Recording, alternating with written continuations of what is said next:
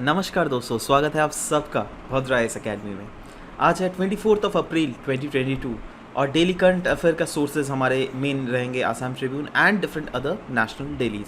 आगे बढ़ने से पहले इस पूरे पीडीएफ को मैं नीचे इसका लिंक डाल दूंगा, आप वहां से इसको डाउनलोड कर सकते हैं।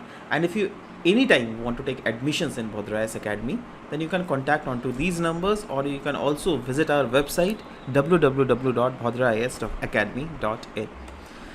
सबसे पहले शुरुआत करते हैं आसाम ट्रिब्यून के इस न्यूज़ से, जिसको आप GS3 issues related to direct and indirect farm subsidies से डायरेक्टली रिलेट कर सकते हो। आज हम लोग डिस्कस करेंगे किसान क्रेडिट कार्ड के बारे में। राइट नाउ एक सैचुरेशन, एक स्प्रिंट कैंपेन चलाया जा रहा है आसाम के रीजन्स, आसाम ही क्यों, बहुत different other parts of India में भी चलाया जा रहा है, बट क्योंकि ये आसाम स्पेसिफिक भी न्यूज़ है एंड अगर आप आसाम ट्रिब्यून में डायरेक्टली ये दिया हुआ है तो इसलिए हम लोग उसके पर्सपेक्टिव में भी डिस्कस कर दे रहे हैं। ठीक है, नाउ ये जो कैंपेन, स्प्रिंट कैंपेन मतलब, स्प्रिंट मतलब समझते हो, स्प्रिंट मतलब जैसे आपने कभी जैसे बोलता है ना 100 मीटर स्प्रिंट रेस, मतलब 100 मीटर एकदम पटाख से भागना यहाँ से, है ना, यहाँ से जो पहला 100 मीटर भाग गया वो जीत गया, दैट इज कॉल्ड स्प्रिंट, है ना।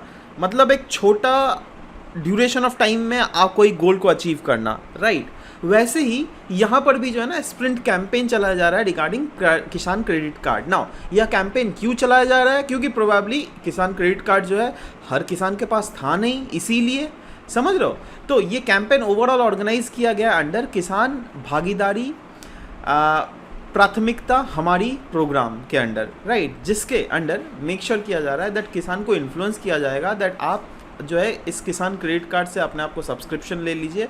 इससे फ़ायदा आपको यह रहेगा दैट आपको अगर कभी भी लोन्स चाहिए हो, राइट, तो वो चीज़ आपको आराम से मिल सकता है। वैसे 1998 को ही ये कॉन्सेप्ट लाया गया था किसान क्रेडिट कार्ड का, एंड इसके द्वारा फार्मर्स इसको यूज़ कर सकते हैं कभी भी, कोई भी अगर एग्रीकल्चर इनपुट्स अगर उनको खरीदना हो, फॉर एग्जांपल सीड्स खरीदना हो या फिर फर्टिलाइज़र खरीदना हो, पेस्टिसाइड्स, कोई भी different other kind of agriculture inputs अगर उन्हें चाहिए, ठीक है, तो आप इस क्रेडिट कार्ड के थ्रू, जैसे नॉर्मल क्रेडिट कार्ड नहीं होता है, देखो एक होता है डेबिट कार्ड, एक होता है क्रेडिट कार्ड।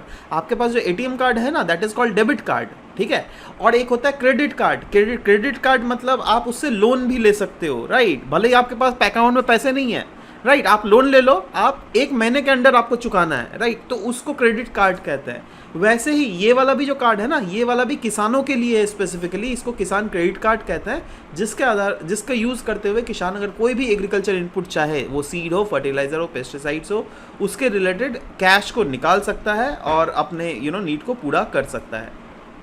ये मॉडल वैसे प्रिपेयर किया गया था बाई नाबार्ड, किनके रिकमेंडेशंस के आधार पर, RV गुप्ता कमेटी का रिकमेंडेशन। ठीक है, तो ये अपने आप में भी बहुत ज़्यादा इंपॉर्टेंट हो जा रहा है। राइट, RV गुप्ता कमेटी याद रखिएगा, है ना। मिनिस्ट्री ऑफ फाइनेंस जो है ये ओवरसी करती है दैट किसान क्रेडिट कार्ड का इम्प्लीमेंटेशन प्रॉपरली हो भी रहा है क्या ग्राउंड लेवल में या नहीं। राइट, वैसे अगर इम्प्लीमेंटेशन एजेंसी देख लीजिए किसान क्रेडिट कार्ड का, तो commercial banks, regional rural banks, small finance bank, cooperatives, ये सब है। और इसके ओवरऑल ऑब्जेक्टिव्स अगर देख लिए, वैसे तो बात कर ही लिया हम लोगों ने, बट हाँ एक्सक्लूसिवली अगर आपको देखना है तो अगेन किसान की जो शॉर्ट टर्म क्रेडिट रिक्वायरमेंट्स होती हैं क्रॉप को कल्टीवेट करने के लिए, मैंने तो ये पहले बता ही दिया। राइट, पोस्ट हार्वेस्ट एक्सपेंसेस के लिए भी पैसे इसके प्रावधान दिया जाता है। प्रोड्यूस मार्केटिंग लोन, उसके बाद consumption requirement of farmers household, working capital for maintenance of farm assets and activities allied to agriculture. मतलब सोचो एग्रीकल्चर के रिलेटेड आपको ट्रैक्टर चाहिए, ठीक है, तो उसके मेंटेनेंस के लिए भी कैपिटल चाहिए ना जी। ठीक है, बहुत समय क्या होता है किसानों का हाउस होल्ड के लिए भी कुछ पैसे चाहिए होता है, ऑफ कोर्स लाखों में नहीं चाहिए होगा, कुछ हज़ार में चाहिए होगा या फिर 100 रुपये, तो ये सब तो खैर आराम से मिल ही सकता है इसके थ्रू। राइट, इसलिए बताओ ये सब भी याद कर लीजिए, क्योंकि ऐसा भी क्वेश्चन आ सकता है ना दैट बताओ भैया इनमें से कौन कौन से प्रोविज़न जो है किसान क्रेडिट कार्ड के स्कीम के अंडर हम लोग काउंट करते हैं, तो वो सब एक बार पढ़ लीजिएगा ना, याद भी करने का जरूरत नहीं है। देखो ना, सिंपली आपको ये पढ़ना है दैट हाँ कंजम्पशन रिक्वायरमेंट ऑफ फार्मर्स का हाउस होल्ड, एक याद करो दैट हाँ कोशिश करो दैट एक फार्मर है, इसका जिसको अपना हाउस होल्ड चलाना है उसके लिए कंजम्पशंस के लिए पैसे, हाँ किसान क्रेडिट कार्ड से आप ले लोगे, राइट। आपको अपना कैपिटल चाहिए क्योंकि फार्म एसेट्स को मेंटेन करना है, उसके लिए आप ले लोगे, right. Investment credit requirement for agriculture and allied activities आपको चाहिए, आप उसको उसके लिए आपको पैसे मिल जाएंगे। तो इस टाइप से चीज़ें जो है याद करने की कोशिश करो, ठीक है। नेक्स्ट दोस्तों आसाम ट्रिब्यून से ही यह न्यूज़ लिया गया है। ये बात कर रहा है खोंगजोम डे के रिलेटेड यह न्यूज़ था। Actually recently Anglo Manipur war जो 1891 में हुआ था ना, उसके रिलेटेड बेसिकली होमेज दिया गया है खोंगजोम डे के उपलक्ष्य में, दैट वैसे लोग जिन्होंने ये वॉर बेसिकली लड़ा था ग्राउंड लेवल में, ठीक है। तो खोंगजोम डे, अगर बाई चांस आपको ये क्वेश्चन आ गया, देखो कल्चर रिलेटेड बहुत ज़्यादा इंपॉर्टेंट क्वेश्चन है, लेकिन खोंगजोम डे में सिंपली पूछ सकता है दैट ये जो डे कहाँ पर सेलिब्रेट किया जाएगा। 4 स्टेट्स दे देंगे, उसमें मणिपुर भी एक स्टेट रहेगा, so that time Manipur will be the answer, ठीक है। तो ये सब चीज़ें ध्यान रखो। ये किसके लिए हम लोग रिमेंबर करते हैं? ऑफ कोर्स ये ब्रेव सन ऑफ सॉइल, मतलब वहाँ के लोग जिन्होंने ब्रिटिशर्स के खिलाफ तब बेसिकली लड़ा था, उनके रिलेटेड था, ठीक है।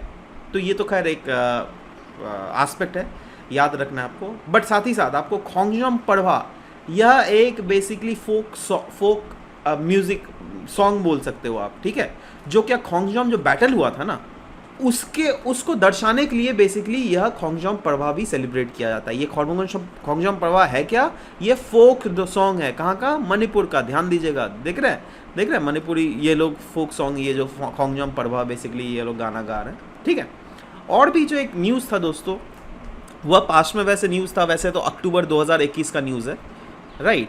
बट आप लोगों में से बहुत जने भूल भी गए होंगे उसको, या फिर बहुत जनों ने पढ़ा ही नहीं होगा, क्योंकि बहुत जने तो नए नए जुड़ रहे हैं हमारे यूट्यूब चैनल से, ठीक है। सो एनीवेज उनके लिए यह है that the renaming of mount Harriet. Mount Harriet पता है कहाँ है? अंडमान। देखो ये है अंडमान, है ना, ये है निकोबार। तो ये देखो ये अंडमान निकोबार, ठीक है। सो ये तो अंडमान निकोबार आइलैंड में जो है ना, इस रीजन में यहाँ पर माउंट हैरियट है, ठीक है। अब इस माउंट हैरियट का नाम को बदल कर रख दिया गया है माउंट मणिपुर, ठीक है। तो ये अपने आप में नॉर्थ ईस्ट के रिलेटेड बहुत ही ज़्यादा इम्पॉर्टेंट यूनिट है, जो कि आपको प्रीलिम्स पर्सपेक्टिव में बहुत ही ज़्यादा हेल्प दे सकता है, ठीक है।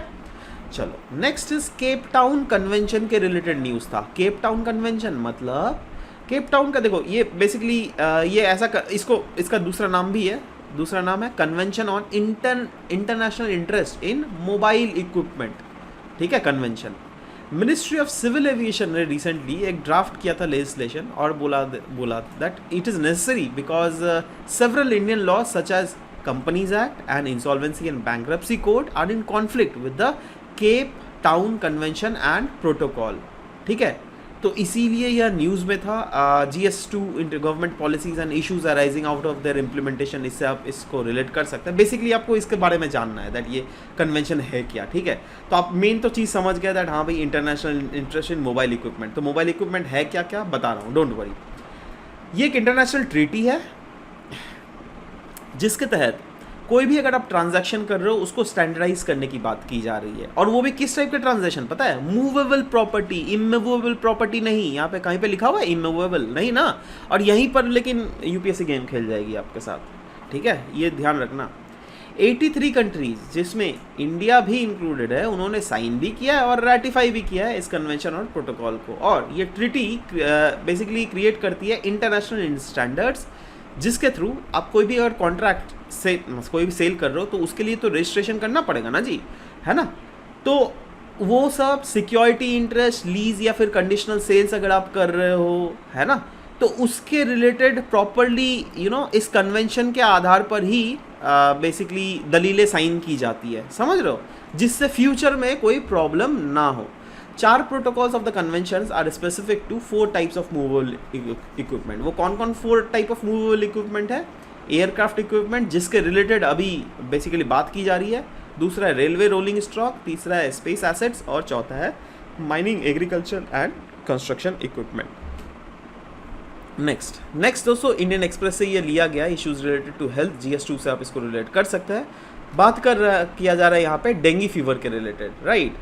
राजस्थान में एक्चुअली बहुत सारे केसेस आ गए हैं डेंगू के, राइट, और ये बहुत पहले आ गया है, मानसून के पहले भी, राइट। इसीलिए ये काफ़ी ज़्यादा कंसर्न का मैटर है। नाउ 2018 में डेंगू को डिक्लेयर कर दिया गया था राजस्थान में दैट ये एक पेरिनियल इन्फेक्शन है। पेरिनियल मतलब समझते हो आप लोगों ने ज्योग्राफी पढ़ा है, ज्योग्राफी में पेरिनियल रिवर्स के बारे में पढ़ा है। वैसे रिवर्स होते हैं वो जो क्या मानसून के समय तो बहते ही हैं बट ठंडी के समय में भी बहते हैं, मतलब उसको रुकता नहीं है। बट बहुत सारे ऐसे, अगर हम लोग south that is southern peninsula में देख ले हमारा इंडिया का, तो वहाँ पे बहुत सारे ऐसे रिवर्स हैं ना जो क्या बारिश के समय में तो फ्लो करते हैं, बट जब बारिश नहीं होती है ना तब उनमें कोई भी फ्लो नहीं होता। समझ रहे हो बात? बट वैसे ही जैसे पेरिनियल रिवर्स होता है वैसे ही यहाँ पे पेरिनियल इन्फेक्शन भी बोला गया। दैट इज डेंगू सिर्फ और सिर्फ मानसून ही नहीं बल्कि मानसून को छोड़कर भी डिफरेंट अदर सीजन्स में भी हमें राजस्थान में देखने को मिल रहा है। इसीलिए बेसिकली ये बहुत ज़्यादा न्यूज़ है। ये एक नोटिफाइबल डिजीज़ भी है। नोटिफाइबल डिजीज़ मतलब वो डिजीज़ होती है बाई चांस सोचिए आपने कहीं पर आपका जैसे डेंगू हो गया, ठीक है, तो आप अगर डॉक्टर के पास गए, डॉक्टर सीधा डायरेक्ट हेल्थ डिपार्टमेंट को कॉल लगाएगा दैट अरे इस बंदे का डेंगू है, ठीक है, मतलब सीधा सरकार को नोटिफाई करना होता है। समझ रहे हो? क्योंकि हो सकता है ना दैट ये सब जिससे फैले ना या फिर सरकार प्रॉपरली मेजर ले सके, है ना, इसीलिए doctors and diagnostic centres have to report each dengue case to the health department. जी हाँ, डॉक्टर या फिर डायग्नोस्टिक सेंटर्स हो उनको रिपोर्ट करना पड़ता है हर एक केसेस को हेल्थ डिपार्टमेंट के पास। और वर्ल्ड हेल्थ ऑर्गेनाइजेशन जो है वो एस्टिमेट कर रही है दैट एनुअल जो इंसिडेंस होता है ना डेंगू का वो around 100 to 400 million which is huge, है ना। और ग्लोबल इंसिडेंस भी अगर देख लीजिएगा ये बढ़े जा रहा है दुनिया में, है ना। तो अच्छा ना सवाल होता है दैट रीजंस क्या क्या है आउटब्रेक ऑफ डेंगू के।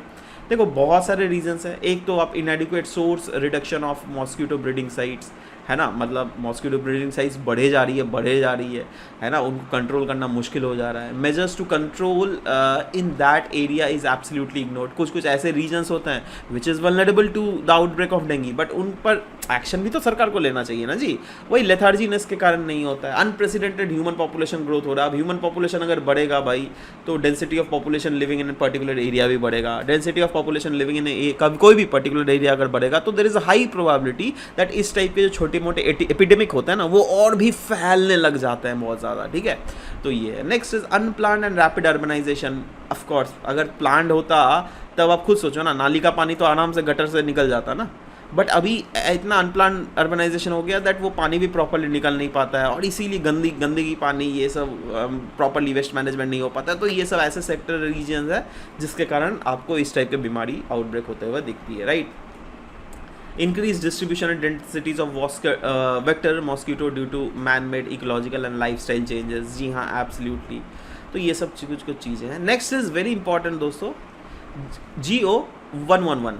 नाउ ये क्या है? ये गवर्नमेंटल ऑर्डर है, ठीक है। नाउ ये ऑर्डर जो है ना दोस्तों 25 साल पुराना ऑर्डर है ना। कहाँ पे ये ऑर्डर लागू किया गया था? The then state of Andhra Pradesh, जो कि अभी तेलंगाना हो चुका है, ठीक है। इनफैक्ट अगर हैदराबाद के आजू बाजू देखिएगा 2 लेक्स है दोस्तों, एक है हिमायत सागर लेक और एक है उस्मान सागर लेक। देख रहे हो ये लेक्स है ना। मैं आपको बड़े मैप में भी दिखाता हूँ, डोंट वरी। देखो बड़े मैप में अगर देखोगे तो यह हो गया, देखो ये हैदराबाद है ना, ये देखो हैदराबाद के साथ देख रहे हो, है ना। तो ये 2 लेक्स है ना। क्या है ऊपर वाला? ये ओमान सागर लेक और ये हिमायत सागर लेक, ठीक है। उसी का ये मैग्नीफाइड वर्जन है, देख लो आप, ठीक है ना। 25 साल पहले बेसिकली आंध्र प्रदेश गवर्नमेंट ने एक ऑर्डर दिया था, उसी को कहते हैं GO-111, राइट ना। इस ऑर्डर के तहत बिल्कुल प्रोहिबिट कर दिया था कोई भी डेवलपमेंट या फिर कोई भी construction work in and around this Osman Sagar lake. In fact कितना रेडियस इसका? 10 किलोमीटर रेडियस, ठीक है। तो 10 किलोमीटर आजू बाजू में कोई भी कुछ भी कंस्ट्रक्ट नहीं कर पाएगा। बट अभी जो है ना उस ऑर्डर को विड्रॉ कर लिया गया है। इसीलिए इन्वायरमेंटलिस्ट और एक्टिविस्ट ये लोग जो है क्रिटिसाइज कर रहे तेलंगाना गवर्नमेंट को दैट ऐसा आपने विड्रॉ क्यों किया है, इससे तो इस रीजन की जो इकोलॉजी है वो बर्बाद हो सकती है, ठीक है। तो इसलिए यह बेसिकली न्यूज़ में था। Next, academic collaboration between Indian and foreign universities. Now the Hindu से ये न्यूज़ लिया गया जहाँ पे क्लियरली मेंशन किया गया था दैट UGC जो है ना हमारी यूनिवर्सिटी ग्रांट कमीशन, इन्होंने सिंप्लीफाई कर दिया process of enabling academic collaboration between India and foreign higher educational institute. अब देखो पहले क्या था, कॉम्प्लेक्सिटीज थी, ठीक है। तो इसीलिए कोलैबोरेशन जो होता था मतलब स्टूडेंट टू स्टूडेंट लेवल में, कॉलेज टू कॉलेज लेवल में, वो प्रॉपरली नहीं हो पाता था, राइट। बट अभी जो है ना UGC ने कुछ रूल्स को बिल्कुल सिंप्लीफाई कर दिया गया। जैसे देखते हैं एक एक करके, ठीक है। UGC has decided to allow certain Indian higher institute पहले क्या था ना, बहुत ही ज़्यादा specific Indian higher educational institute था जो क्या फॉरेन इंस्टीट्यूशन के साथ MOU साइन कर सकते थे। बट अभी जो है ना उनका बैंडविड्थ थोड़ा बढ़ा दिया गया है और बोल दिया गया, तो देखो भैया in category of Indian educational institute जो है वो लोग साइन कर सकते हैं कोई भी MOU, that is memorandum of understanding, with कोई भी फॉरेन इंस्टीट्यूशंस, विद कोई भी नहीं, इसके भी क्लॉजेज हैं, मैं आपको बताऊंगा, डोंट वरी, बट वो तो अभी के लिए मैं आपको बोल रहा हूँ, है ना। जिसके थ्रू, जैसे सोचिए मेरा कॉलेज है, सोचो मैं VIT कॉलेज में पढ़ रहा हूँ, ठीक है। अब VIT ने कोई पेरिस के इंस्टीट्यूट के साथ, जो क्या ऑफकोर्स जो वो भी अगर एलिजिबल हो तो उनके साथ कोऑर्डिनेट किया, वो अपने इंस्टीट्यूट के बच्चे हमारे कॉलेज में भेजेंगे, हम अपने इंस्टीट्यूट के बच्चे इनके कॉलेज में भेजेंगे, ठीक है। अब इससे क्या फ़ायदा होगा, दैट डुअल डिग्री वो लोग ले सकते हैं, हम यहाँ से भी डिग्री मिल रहा है, यहाँ से भी डिग्री मिल रहा है, ठीक है। नाउ इसके क्वालिफिकेशन क्राइटेरिया क्या क्या है। पहला जो क्राइटेरिया है ना, देखो मस्ट लिखा हुआ है, मस्ट है ना। एक तो आपका रैंकिंग जो है वो top 1000 QS world university ranking में होना अनिवार्य है, ठीक है। दूसरा है टाइम्स हायर एजुकेशनल रैंकिंग में भी या तो इसमें आपका टॉप 1000 आपको रैंकिंग होना पड़ेगा, राइट। मोर ओवर हमारे देश में जो निकाला जाता है ना नेशनल इंस्टीट्यूशनल रैंकिंग फ्रेमवर्क, उसमें आपको टॉप 100 यूनिवर्सिटी में आना पड़ेगा, है ना। More over NAAC, that is national Assessment and Accreditation council, ये क्या करती है, वेरियस यूनिवर्सिटी को एक्रेडिटेशंस प्रोवाइड करती है, ठीक है। तो उनके एक्रेडिटेशंस में जो है ना कुछ 4 पॉइंट स्केल होता है। आउट ऑफ दैट कोई भी अगर यूनिवर्सिटी अगर कोलैबोरेशन करना चाहती है फॉरेन यूनिवर्सिटी के साथ, तो उनका जो मिनिमम ग्रेड हो ना वो 3.01 से ऊपर ही होना पड़ेगा, राइट। अब बहुत सारे ऐसे भी कम कॉलेजेस हैं जिनका 2.5 है, 2.2 है, right. No they are not eligible, right. मतलब कहीं ना कहीं इनडायरेक्टली इसमें कॉलेजेस को फोर्स किया जा रहा है दैट आप अपने जो क्वालिटीज़ हैं उसको इम्प्रूव करो, आपकी रैंक इम्प्रूव होंगी तो आपको यह खुली छूट भी मिल जाएगी दैट आप फॉरेन यूनिवर्सिटीज़ के साथ भी MOU साइन कर सकते हो, ठीक है। अच्छा, वो सिर्फ इंडियन कॉलेज के लिए ही नहीं, फॉरेन इंस्टीट्यूशन के लिए भी सेम ही मतलब क्राइटेरिया रहेगा, मस्ट क्राइटेरिया, दैट आप फॉरेन जिस इंस्टीट्यूट के साथ भी वो रैंकिंग में कोऑर्डिनेट करना चाहती है ना, मतलब MOU साइन करना चाहती है, उनको भी top 1000 global top ranking of QS या फिर टाइम्स हायर रैंकिंग, मतलब यहाँ पे NIRF का रैंकिंग नहीं, क्योंकि NIRF में तो सिर्फ इंडियन इंस्टीट्यूट को ही ना रैंकिंग प्रोवाइड किया जाता है, जी समझ लो।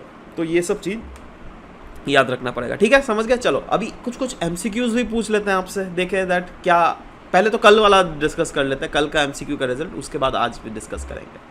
कल क्वेश्चन था दोस्तों G20 के related, Mexico and Turkey are the member of G20 and its members account for 85% of the world GDP and 2/3 of its population.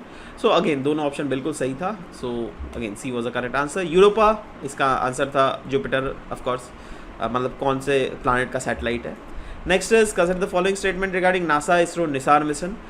It is a mission for studying hazardous and global environmental change, and NISAR will be equipped with largest reflector antenna ever launched by NASA.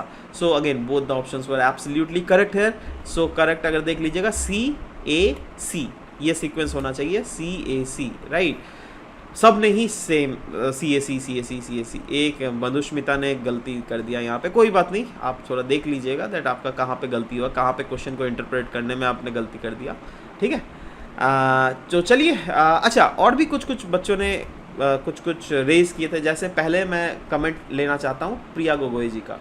वो बोल रही हैं that वो 2 दिन से शायद ये comment कर रही है that sir can you please discuss 3 to 4 mains question daily. See Priya, it is not possible for doing that in a single class, but we are doing our level best, we are doing one here, and अगर आपको further अगर assistance चाहिए, ये पूरा नहीं, आप कभी भी इन ये नंबर्स क्यों दिए गए, राइट। आप इनमें डायरेक्ट कांटेक्ट करके जो है कोर्स के मॉड्यूल्स भी इनको मिल जाएगा, आपको 3-4 क्या उससे भी ज़्यादा प्रॉपरली। इनफैक्ट आप एक काम कीजिए, है ना, if you don't want to join the course as of now, if you can join the course that will be very much better for you, but if you don't want then you can visit our website as well, right. वहाँ पे visit कीजिए, वहाँ पर भी daily mains answer writing के classes चल रहे हैं, राइट। कुछ फ्री मॉड्यूल्स भी चल रहे हैं, ठीक है, you can access from there as well, but yes whatever we can do, we are absolutely doing our level best, right. अच्छा चलो, my home is nearest to Bhadra's academy, admission ले, कोई बात नहीं, आप अगर एडमिशन लेना चाहते हो तो you can contact on to these numbers bro. Shahnaz Sultana ये लिख रही हैं, trick to remember G20 countries ना, ये चीज़ हाँ मैंने देखा था। गुरुजी सीता अब एसएससी एफसीआई में।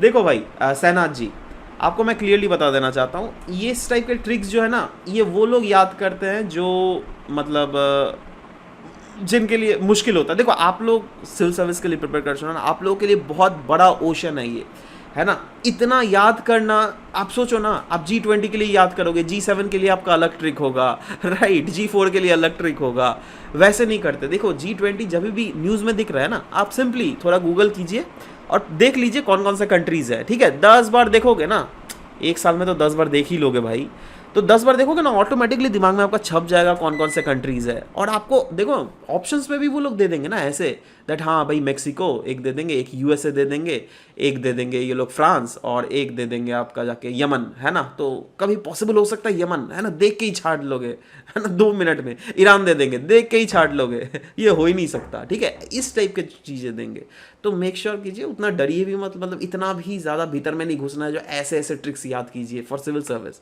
हाँ, आप कोई दूसरा प्रिपरेशन अगर एग्जाम का कर रहे हो, उसके लिए अगर ट्रिक्स याद कर रहे हो, तो मैं कुछ नहीं बोल सकता। But you know these tricks won't work here, because एक छोटा ऑर्गेनाइजेशन नहीं है ना, बहुत सारे ऑर्गेनाइजेशन होते हैं, सबका अगर याद करने लग गया तो फिर तो चला गया टाइम, है ना। क्योंकि याद करने में भी तो वो चीज़ एक काइंड ऑफ आपका दिमाग में कहीं ना कहीं फिट कर तो कर रहे हो ना भाई, तो उससे अच्छा कोई प्रोडक्टिव वर्क, आई मीन इस प्रोडक्टिव टाइम को कोई दूसरा चीज़ों में लगा दो, ज़्यादा सही रहेगा आपके लिए। एनीवेज, आज के क्वेश्चन में दोस्तों कुछ यहाँ पे मैं आपसे क्वेश्चन पूछना चाहता हूँ, एमसीक्यूज, इसका भी आंसर मैं चाहता हूँ आप नीचे कमेंट सेक्शन में ज़रूर लिखिएगा। Consider the following statement regarding UGC simplifying academic collaborations with foreign higher educational institutions. अच्छा, 2 स्टेटमेंट दिए हुए हैं। पहला है, to qualify for such academic collaboration Indian college, institute और universities must figure among top 50 NIRF ranking. दूसरा है, the college और universities must have secured minimum grading of 3.01 out of 4 point scale from National Assessment and Accreditation Council. आपको बताना है कौन सा statement यहाँ पे सही है। 1 only, 2 only, both 1 and 2, neither 1 nor 2। दूसरा क्वेश्चन है, GO111 recently seen in news is related to scrapping of AFSPA from many regions in northeast region of course। दूसरा, promoting स्वच्छ भारत अभियान कैंपेन। तीसरा है, encouraging adoption of pooled vehicles in metro cities। और चौथा है, prohibiting developmental works around lakes in Telangana. ठीक है, तो आपको बताना है कौन सा यहाँ पर सही है। Next is Cape Town convention and international treaty recently seen in news is related to. अच्छा, पहला स्टेटमेंट है international protocol on child trafficking measures. दूसरा है standardised transactions involving movable property. तीसरा है standard protocol to be followed in GHG emission measures. और चौथा है standard protocol to be followed in tackling terrorism. ठीक है, आपको बताना है नीचे कमेंट सेक्शन में कौन कौन से सही है इन तीनों के। ठीक है, एनीवेज आज का क्वेश्चन देख लेते हैं दोस्तों। हिंदी बहुत ज़्यादा न्यूज़ में आपको दिख ही रहे बहुत दिनों से, राइट। जब से अमित शाह जी ने बोला दैट पूरे इंडिया में हिंदी को इम्प्लीमेंट करना चाहिए, तब से बहुत सारे ऐसे रीजन्स है, बहुत सारे स्टेट्स है, बहुत सारे ऐसे ग्रुप्स है जो कि इसके अगेंस्ट में वॉइस रेज कर रहा है। बट एनीवेज, हमें क्वेश्चन को पहले एनालाइज करते हैं। ठीक है, idea of making Hindi as a common language of the country is still in remains. मतलब ये जो आइडिया है ना, हिंदी को कॉमन लैंग्वेज बनाना है देश का, ये कहीं ना कहीं मतलब शायद ही अभी तक तो अभी जो सिचुएशन है वो अभी तक तो नहीं बनाया गया, राइट। तो इसके रिलेटेड आपको क्रिटिकली एग्जामाइन करना है इस स्टेटमेंट को, राइट। देखो, क्रिटिकली एग्जामाइन मतलब आपको कहीं ना कहीं for the motion against the motion, ठीक है, दोनों को सेटिस्फाई करना है, राइट। दैट हिंदी को हमें कॉमन लैंग्वेज बनाना चाहिए, पहला।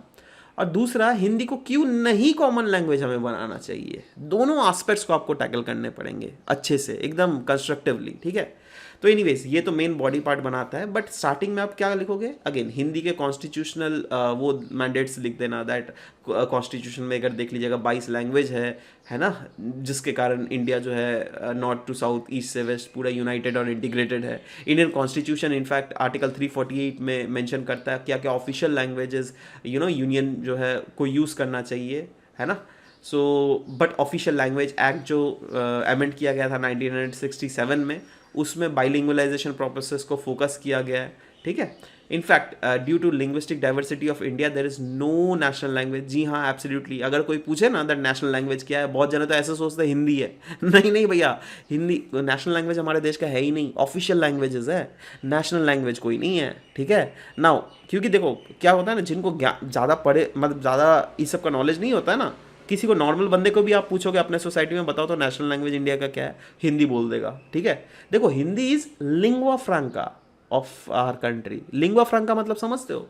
देखो जैसे फ्रांस में चले जाओ, वहाँ पे फ्रेंच ज़्यादा लोग बोलते हैं, है ना, मतलब वो लिंग्वा फ्रैंका वहाँ का हो गया। जर्मनी चले जाओ, जर्मन लोग बोलते हैं, है ना, मतलब वहाँ का लिंग्वा फ्रैंका हो गया। बट क्या फ्रांस के लोग क्या इंग्लिश नहीं आता है क्या उनको? बिल्कुल आता होगा यार, है ना। बहुत सारे ऐसे पॉपुलेशन है जिनको इंग्लिश बिल्कुल आता होगा, बट वो लैंग्वेज कौन सा यूज़ करता है? फ्रेंच, है ना। वैसे ही अब इंडिया में ही देख लो, अब मुझे ही, है ना, मुझे देखो आता है कौन कौन।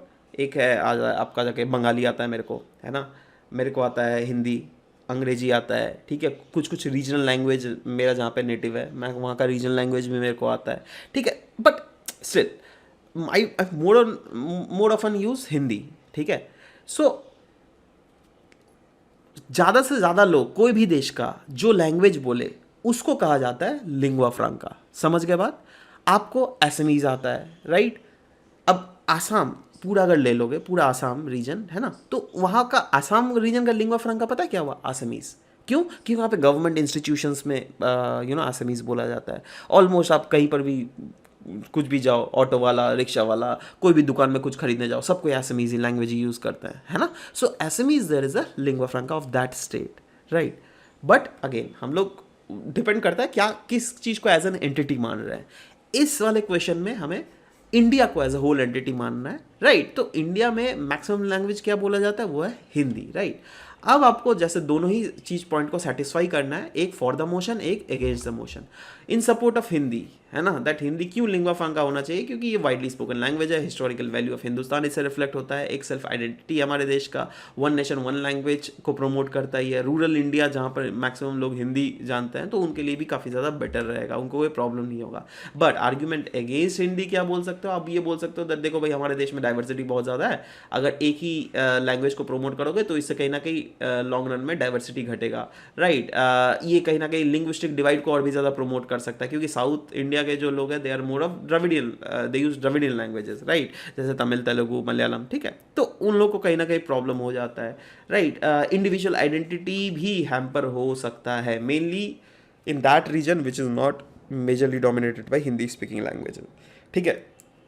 तो ये सब कुछ कुछ पॉइंट्स दिए जा रहे हैं और फाइनली आप you can bring on to your conclusion that absolutely depends. मैं बार बार बताता हूँ, conclusion should always and always be yours, right. Don't copy it from anywhere, है ना, कंक्लूजन और इंट्रोडक्शन, है ना। क्योंकि देखो क्या होगा ना दैट कोई भी टॉपिक में अगर आप 10 क्वेश्चन लिख रहे हो ना, उसका इंट्रोडक्शन तो कहीं ना कहीं दिमाग में आपका छप ही जाता होगा, है ना। वो अगर 2 साल बाद भी आपको पूछे आप वो इंट्रोडक्शन चेप क्या होगे, मुझे पता है ना। बट क्या है ना दैट मेन जो आपको मार्किंग दी जाती है वो इस बॉडी पार्ट के लिए मार्किंग मिलता है आपको, ठीक है। सो बॉडी पार्ट को थोड़ा बनाने की कोशिश करना, बॉडी पार्ट को अच्छे से बनाओगे बहुत आपके लिए सहायता होगी। Anyways this was all about the discussion of today's class, will be meeting in next session. Till then bye bye, take care and thank you guys, thank you for listening to the whole video, thank you very much.